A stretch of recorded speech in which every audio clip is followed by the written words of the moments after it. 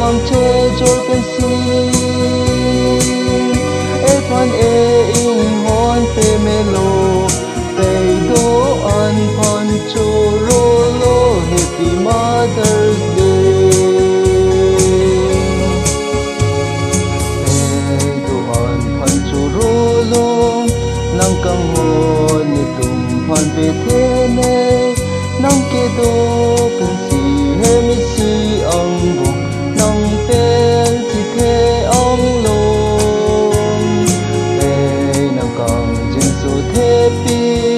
nang so mar phan pa the ang apang nang kang ho na son he mi si a long nang si pe do an phan choro lo che chalom pe the ke mi e pilo e pa the ang lo e phan ken kam che jur pen si e phan e in hon pe melo pe do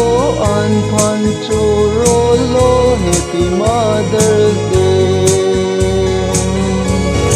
do an phan choro lo pa che chalom che the ke mi e pilo e pa the ang lo